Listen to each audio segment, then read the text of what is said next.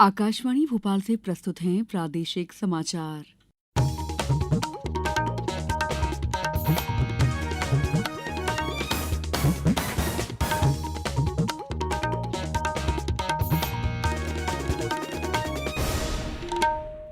नमस्कार, समाचारों के साथ मैं दीपा सिंह।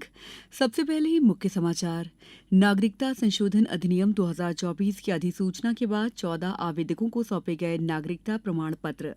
प्रदेश सरकार ने चारधाम यात्रा में फंसे श्रद्धालुओं के लिए जारी किए हेल्पलाइन नंबर।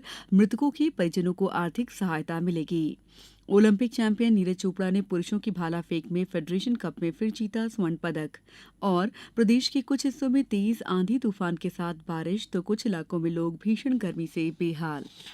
अब समाचार विस्तार से। नागरिकता संशोधन अधिनियम 2024 की अधिसूचना के बाद नागरिकता प्रमाण पत्रों का पहला सेट जारी किया गया है।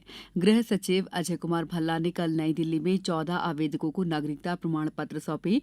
गृह मंत्रालय के अनुसार कई अन्य आवेदकों को डिजिटल हस्ताक्षर युक्त प्रमाण पत्र ईमेल के माध्यम से भेजे जा रहे हैं।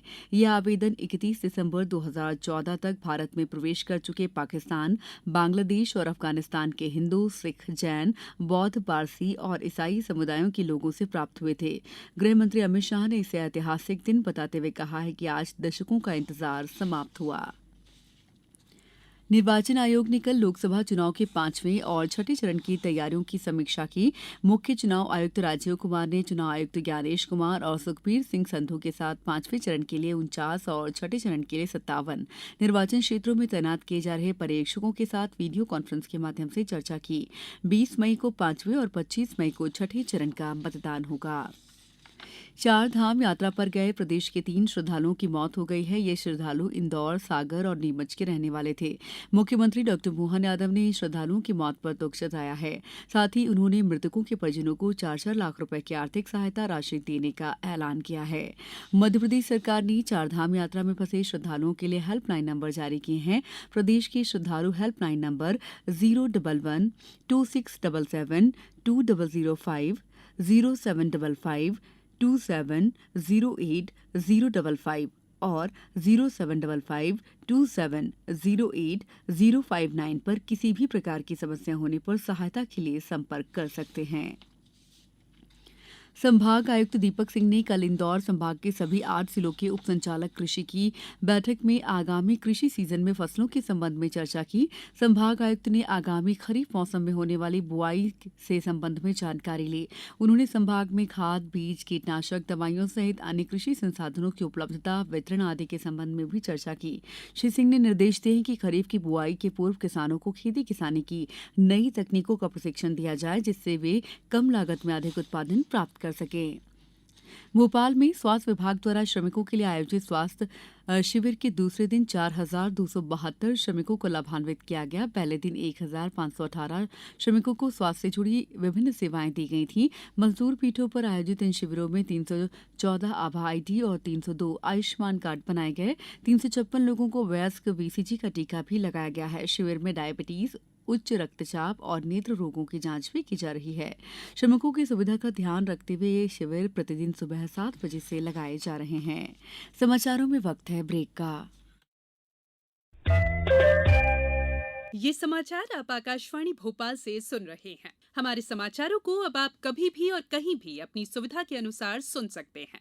ये समाचार बुलेटिन YouTube, ट्विटर और फेसबुक पर AIR न्यूज भोपाल पेज पर भी सुने जा सकते हैं।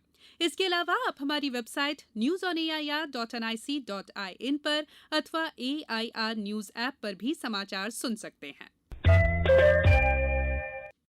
ब्रेक के बाद समाचारों में आपका एक बार फिर स्वागत है। इंदौर के पास बेटमा में इंदौर अहमदाबाद 4 लेन पर एक सड़क हादसे में 8 लोगों की मौत हो गई।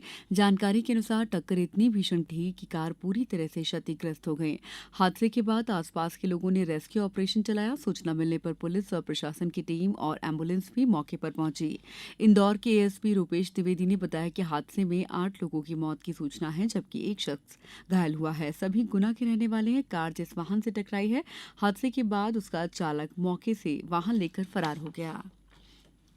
राज्य सरकार ने केवल उपार्जन से संबंधित किसानों के लिए खरीफ सीजन 2023 में वितरित किए गए अल्पकालीन फसल ऋण की देय तिथि बढ़ाकर 31 मई नियत की है। पहले तिथि 30 अप्रैल थी। सरकारी बैंकों के माध्यम से किसानों को अल्पकालीन ऋण पर ब्याज अनुदान योजना के अंतर्गत 2023-24 में 0% ब्याज दर पर किसानों को अल्पावधि फसल ऋण दिए जाने की योजना भी निर्देश जारी किए गए हैं। प्रदेश में इन दिनों दो तरह का मौसम देखने को मिल रहा है। कुछ हिस्सों में तेज आंधी तूफान के साथ बारिश हो रही है तो कुछ इलाकों में भीषण गर्मी से लोग बेहाल हैं। मौसम विभाग की माने तो आज जबलपुर संभाग के जिलों में बौछारें पड़ सकती हैं। शेष क्षेत्रों में मौसम शुष्क रहेगा। भोपाल, ग्वालियर, जबलपुर, शहडोल, सागर संभागों के जिलों में कुछ स्थानों पर कल बारिश दर्ज की गई। शेष सभी संभागों के जिलों में मौसम मुख्यतः शुष्क रहा। उधर प्रदेश में सबसे अधिक तापमान 42.3 डिग्री सेल्सियस तापमान ग्वालियर में दर्ज किया गया। रात का सबसे अधिक तापमान 28 डिग्री सेल्सियस नौगांव में दर्ज किया गया। ओलंपिक चैंपियन नीरज चोपड़ा ने पुरुषों की भाला फेंक में कल भुवनेश्वर में फेडरेशन कप में स्वर्ण पदक जीता। 26 वर्षीय चोपड़ा को प्रतियोगिता के शुरुआती दौर में संघर्ष करना पड़ा क्योंकि वो 3 राउंड के बाद दूसरे स्थान पे थे। उन्होंने चौथे राउंड में 82.27 मीटर दूर भाला फेंकने के साथ बढ़त बना ली। श्री चोपड़ा ने आखिरी बार 2021 में इसी इवेंट में घरेलू प्रतियोगिता में हिस्सा लिया था जब उन्होंने 87.80 मीटर दूर भाला फेंक कर स्वर्ण पदक जीता था। आईपीएल क्रिकेट में पंजाब किंग्स ने कल गुवाहाटी के बारसपारा क्रिकेट स्टेडियम में राजस्थान रॉयल्स को 5 विकेट से हरा दिया। पहली बल्लेबाजी करते हुए राजस्थान रॉयल्स ने रियान पराग के 48 रन के बावजूद निर्धारित 20 ओवर में 9 विकेट पर 144 रन ही बनाए। राजस्थान रॉयल्स के लिए लगातार चौथी हार थी लेकिन वे 16 अंकों के साथ तालिका में दूसरे स्थान पर बने हुए हैं। वहीं पंजाब किंग्स 9वें स्थान पर पहुंच गया है। हैदराबाद के राजीव गांधी अंतर्राष्ट्रीय क्रिकेट स्टेडियम में आज गुजरात टाइटंस ने सनराइजर्स हैदराबाद से भिड़ेगी। अब कुछ समाचार संक्षेप में।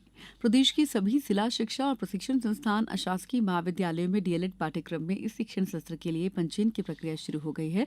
प्रथम चरण के पंजीयन की अंतिम तिथि 26 मई है। मुख्यमंत्री डॉ मोहन यादव आज झारखंड के हजारीबाग और कोडरमा के प्रवास पर रहेंगे। इस दौरान विभिन्न जनसभाओं को संबोधित करेंगे। इंदौर संभाग के सभी 8 जिलों में स्थित शासकीय आयुष अस्पतालों में बच्चों की रोग प्रतिरोधक क्षमता बढ़ाने के लिए स्वर्ण प्राशन की व्यवस्था शुरू की जाएगी। ये व्यवस्था रेडक्रॉस और जन भागीदारी से शुरू होगी।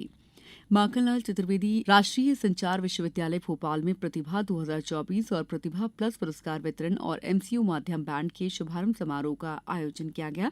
समारोह की अध्यक्षता विश्वविद्यालय के कुलपति प्रोफेसर डॉक्टर केजी सुरेश ने की। डिंडौरी में कलेक्टर ने आईटीआई के आगामी सत्र में संबंध में प्राचार्यों की बैठक का आयोजन किया। उन्होंने वर्तमान सत्र में चल रहे नामांकन की स्थिति का जायजा लिया।